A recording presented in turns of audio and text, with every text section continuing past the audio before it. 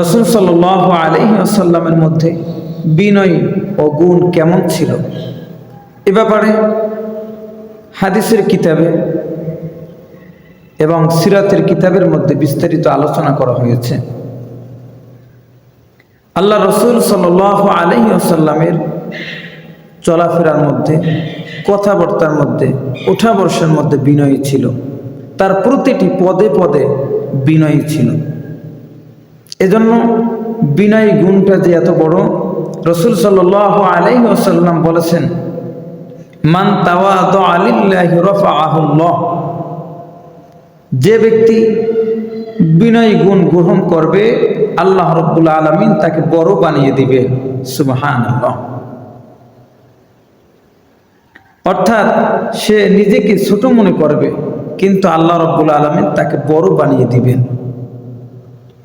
তার মান মর্যাদা আল্লাহ রাব্বুল আলামিন বৃদ্ধি করে দিবেন। সুবহানাল্লাহ। সে মাথা নত করে থাকবে, কিন্তু আল্লাহ সুবহানাহু ওয়া তাআলা তার মাথা উঁচু করে দিবেন, তাকে বড় বানিয়ে দিবেন। সে নিজেকে যতই ছোট মনে করুক না কেন, কিন্তু আল্লাহ সুবহানাহু ওয়া তাআলা তাকে বড় করে তুলবেন, তাকে বড় বানিয়ে দিবেন। তাহলে এ থেকে আমরা কি বুঝতে পারলাম? বিনয়ী গুণ যার মধ্যে থাকবে, আল্লাহ সুবহানাহু ওয়া তাআলা তাকে বড় বানিয়ে দিবেন।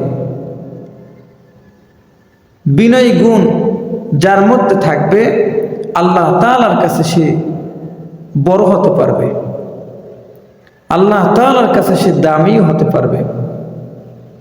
আর যদি দুনিয়ার মধ্যে টাকা পয়সাওয়ালা হতে পারে, ধন সম্পদওয়ালা হতে পারে, প্রতাপশালী হতে পারে, ক্ষমতাশীল হতে পারে, কিন্তু আল্লাহ তাআলার কাছে সে দামি হতে পারবে না যদি সে বিনয়ী না হয়।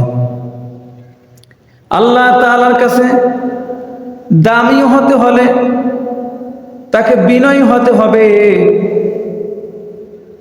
আর যদি সে বিনয়ী না হয়, সে যতই টাকা পয়সাওয়ালা হোক না কেন, সম্পদশালী হোক না কেন, প্রতাপশালী হোক না কেন, সমাজের ভিতরে নাম দাম বেশি, কিন্তু বিনয়ী নাই, সে আল্লাহ তাআলার কাছে দামি হতে পারবে না। পারবে? পারবে না। তাহলে আল্লাহ তাআলার কাছে দামি হতে হলে কি করতে হবে? বিনয়ী হতে হবে। আপনার আমার নবী রাসূলুল্লাহ সাল্লাল্লাহু আলাইহি ওয়াসাল্লাম বিনয়ী ছিল। তার চলাফেরা, কথাবার্তা, ওঠা বসা কেমন ছিল?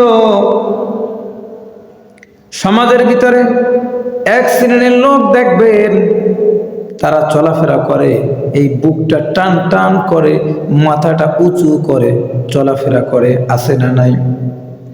আপনার আমার নবী নূর নবীজি রাসূলুল্লাহ সাল্লাল্লাহু আলাইহি ওয়াসাল্লাম এইভাবে চলাফেরা করতেন না। তাহলে তিনি কিভাবে চলাফেরা করতেন? হাদিস শরীফের মধ্যে এসেছে, কানান নবী সাল্লাল্লাহু আলাইহি ওয়াসাল্লাম ইযা মাশা তাকাফফা কান্নামা ইয়ানহাতু মিন সাবাবিন। আল্লাহর নবী রাসূলুল্লাহ সাল্লাল্লাহু আলাইহি ওয়াসাল্লাম যখন চলাফেরা করতেন, ঝুঁকে ঝুঁকে মাথা নিচু করে চলাফেরা করতেন, তাকে দেখি মনে হতো উঁচু স্থান থেকে নিচু স্থানে নামতেছেন। এইভাবে তিনি চলাফেরা করতেন। এভাবে তার মধ্যে বিনয় গুণ ছিল। ওই সমস্ত লোকদের মতন চলাফেরা করতেন না, বুকটা টান টান করে, মাথাটা উঁচু করে, এমন ভাবসাব নিয়ে চলাফেরা করে, এরকমের চলাফেরা আপনার আমার নবী করতেন না। তার মধ্যে বিনয় ছিল। আমরা উম্মত হয়ে রাসূলুল্লাহ সাল্লাল্লাহু আলাইহি ওয়াসাল্লামের বিনয় গ্রহণ করে আমরা তার মতন বিনয়ী হব, রাজি আছি।